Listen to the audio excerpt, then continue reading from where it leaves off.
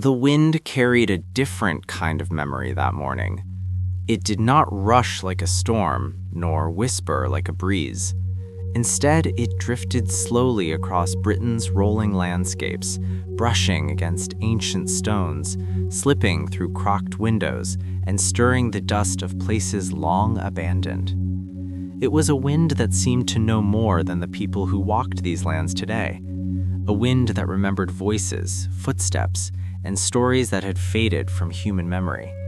Most people see Britain as a land of grand castles, polished museums, and famous landmarks like Stonehenge, Buckingham Palace, and Tower Bridge. Tourists flood these places, cameras clicking, voices echoing, guides explaining every detail in rehearsed tones.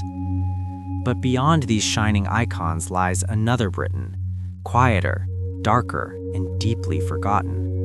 A Britain hidden in overgrown forests, buried beneath moss, and locked behind rusted iron gates.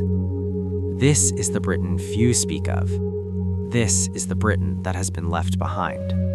In the northern reaches of England, where mist hugs the ground like a protective veil, stands an old structure that most modern maps no longer mark. Locals call it Hawthorn Hall, though no one truly remembers why. Once, centuries ago, it was a noble estate, a place of laughter, grand feasts, and candlelit balls. Lords and ladies wandered its marble halls, servants scurried through hidden corridors, and music drifted from its towering windows on moonlit nights. But time, as it always does, changed everything.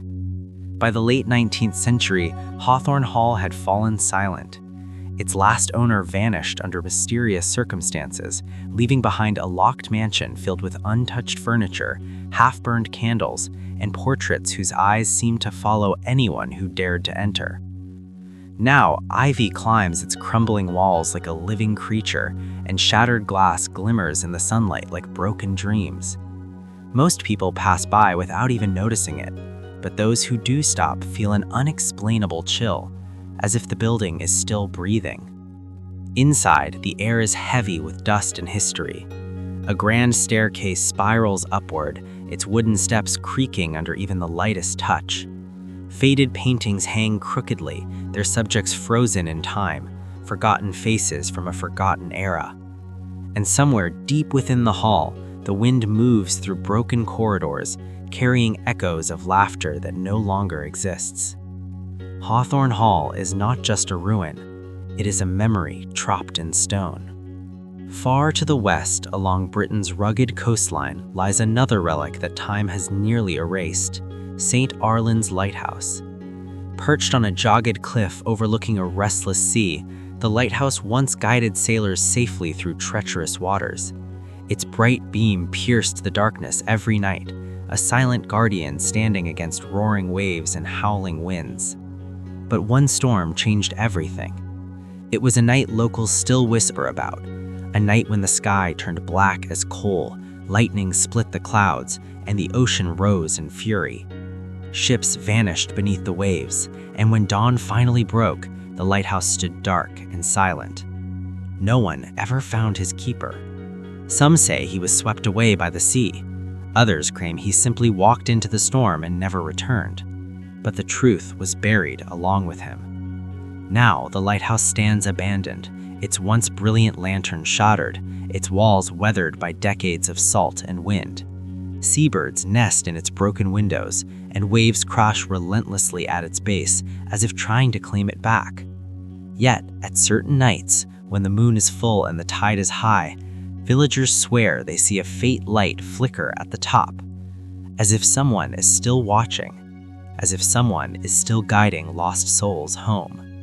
Deep within Britain's ancient woodlands lies a site even fewer people know about, the Chapel of Thorns. Hidden among twisted oak trees and thick fog, the chapel is so overgrown that many hikers walk past it without realizing it exists. Its stone walls are cracked, its roof partially collapsed, and vines crawl up its sides like veins of nature, reclaiming what once belonged to her. Built during the medieval era, the chapel was once a sacred place where villagers sought blessings, prayed for protection, and mourned their dead. But as centuries passed, the nearby village vanished, swallowed by time, war, and disease. With no people left to care for it, the chapel fell into ruin. Inside, the remains of shattered stained glass still glimmer faintly when sunlight filters through. Carved stone angels line the walls, their faces worn smooth by centuries of rain and neglect. And at the center lies an old altar, cracked but still standing, a silent witness to prayers long forgotten. Some say that if you stand inside the chapel at dawn, you can hear soft footsteps echoing through the ruins. Others claim they have seen shadows moving among the trees, figures dressed in old robes, disappearing the moment you look directly at them. Whether legend or truth, the Chapel of Thorns feels alive in its abandonment, a sacred place that refuses to be completely forgotten. Traveling further south, beneath the bustling streets of London, lies a forgotten network of tunnels known as the Hollow Beneath. Most Londoners walk above them every day, unaware of the darkness that stretches below their feet. Built during the Victorian era, these tunnels were once used for secret transportation, storage, and, according to some, experiments that were never meant to see the light of day. At first, they served practical purposes, moving goods, housing workers, and even sheltering citizens during wartime bombings.